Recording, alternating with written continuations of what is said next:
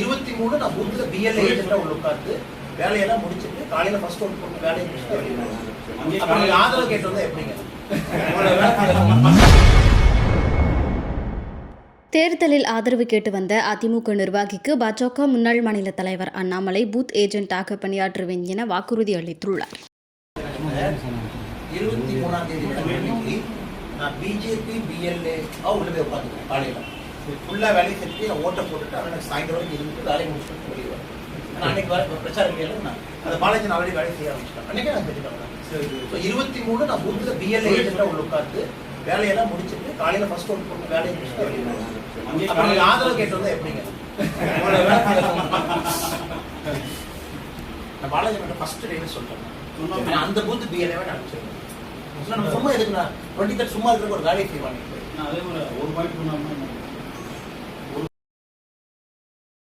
செய்திகளை உள்ளது உள்ளபடி தெரிந்து கொள்ள ரெஃப்ளெக்ட் நியூஸை சப்ஸ்கிரைப் பண்ணுங்க.